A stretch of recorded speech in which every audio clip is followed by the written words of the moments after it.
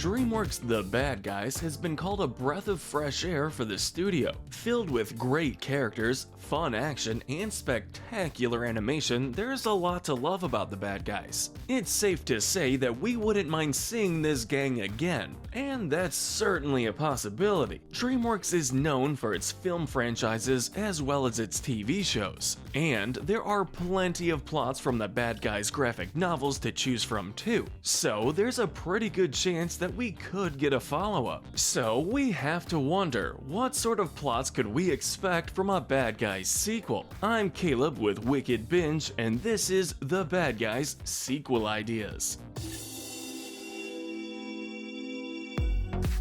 Major spoilers ahead for the first movie and for some of the Bad Guys graphic novels. The first sequel idea on our list is a fairly obvious one. The Bad Guys become heroes. This scenario comes from an article on CBR.com. The writer of the article points out how the ending of the first film heavily alludes to this being a possibility, with the bad guys being let out of jail for good behavior and getting picked up by Diane, who is essentially a secret vigilante along with being the governor.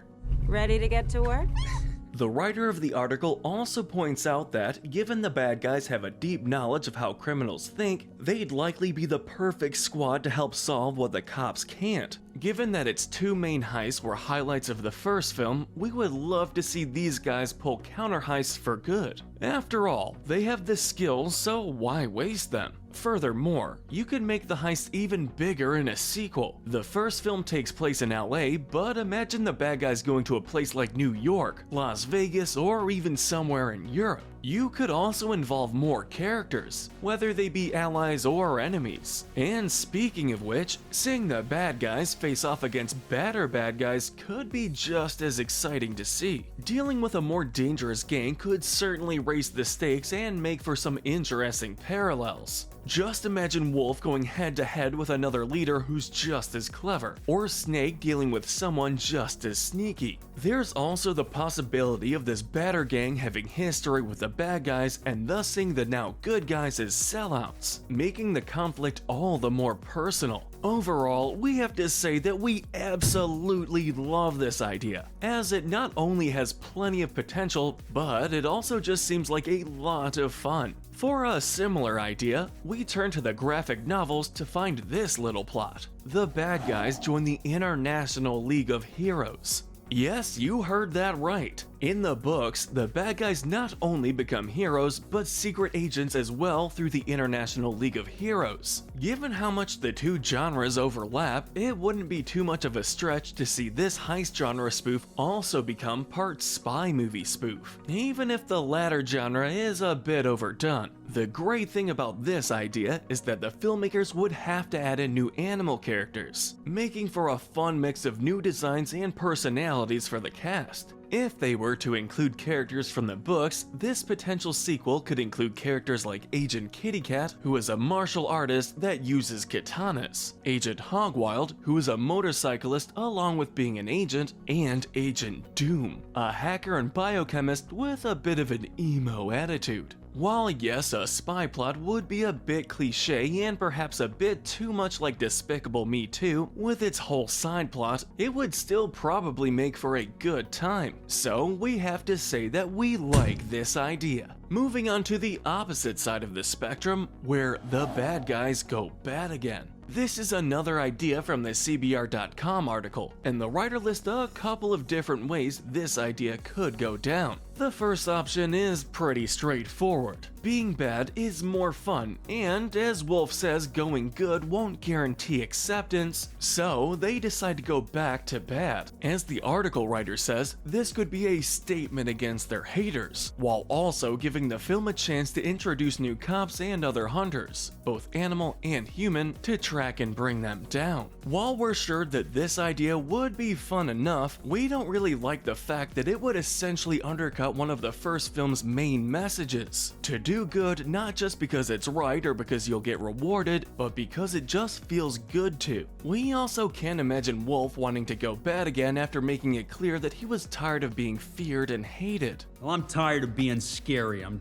I'm tired of being an outcast. Really, the only way we could see a scenario like this working is if they did something similar to Shrek Forever After, where the gang may start to miss the fun parts of being a criminal only to be reminded of all they have gained by doing good. The other way this plot could happen, according to the writer of the article, could be if the bad guys are blackmailed and forced into doing heists and other criminal activities. The writer compared it to the Night Fox plotline from Ocean's 12. This would make the most sense for Diane specifically, since she would want to protect her position as governor, which would then lead to the bad guys wanting to help her out of that risky situation by any means necessary. This alternate take on the idea certainly makes a lot more sense, and would be our preferred method if the writers of the film decided to briefly turn the bad guys back into criminals instead of focusing on their potential heroics. But even if DreamWorks went with the latter, we would still have mixed feelings on this sort of plot. Moving on to what would most likely be a side plot, a potential bad guy sequel could have a large section of the story focus on shark, piranha, or tarantula. As many reviewers have pointed out, the main focus of the first film is on Wolf, Snake, and to a lesser extent Diane and Marmalade, leaving the other three members of the gang with not much to do. They're essentially like the members of the Furious Five that aren't tigers from Kung Fu Panda, having moments to shine but not much actual character development. While it's pretty likely that any sequel would still focus heavily on Wolf and Snake, a side plot that allows one of the other bad guys to get some spotlight could be cool to see. Now, to be fair, a side character subplot is easier said than done. Take one look at films like Shrek the Third or the Ice Age series to see what happens when a subplot is written badly. Still, with how endearing Shark, Piranha, and Tarantula all are, getting some extra time with any of them would still be pretty enjoyable. As such, we really like this idea. Looking at what could be another small subplot, we have the establishing of Wolf and Diane's romantic relationship. Unlike the books, where Mr. Wolf's feelings towards Agent Fox weren't really reciprocated, Mr. Wolf and Governor Diane Foxington definitely had some chemistry. Even if there was no big kiss, a relationship between the two of them seems like the logical next step with how well they work as a team. But for as much as we love these two, we still have mixed feelings on the idea of this romantic subplot. Outside of Shrek and a couple other minor instances, DreamWorks isn't known for its romance stories like Disney is. We'd also hate to see an awesome character like Diane being reduced to just being Wolf's girlfriend. We also wouldn't really be a fan of seeing Snake being all jealous of their relationship like he was in the books. We're here for laughs and high shenanigans after all, not love triangle drama. For our final side plot possibility, this next idea on our list is all about Snake specifically going bad. Not the rest of the bad guys, just Snake.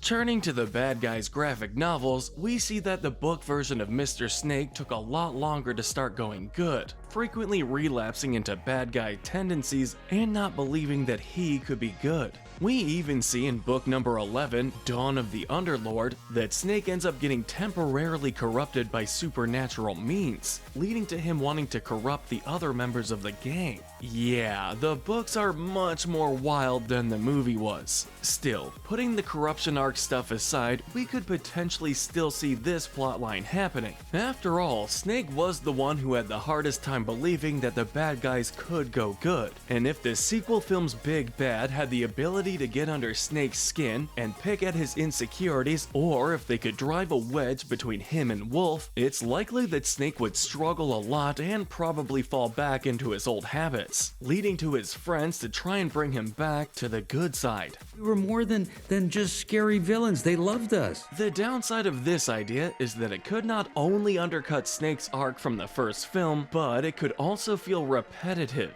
In other words, this is one of those plots that sounds like it could be dramatic and potentially enjoyable on paper, but would be totally dependent on the execution. All in all, we have to say that we dislike this idea, not having much faith that it could be pulled off without feeling at least a little contrived or frustrating. For our final final sequel idea, we're ending things off with a bang. The return of a transformed Marmalade. Now, villains returning for a sequel after being defeated is nothing new, but this return comes with a huge twist, which is Marmalade being revealed to be an alien with a goal of invading Earth in order to prove himself to his species. Yep, this is yet another element from the books that contrasts from its somewhat more down-to-earth counterpart. Funnily enough, according to the storyboarder Adam Rosette, the film's crew nearly included this reveal, but ended up cutting it because they felt it would be too weird and out of nowhere. This is true,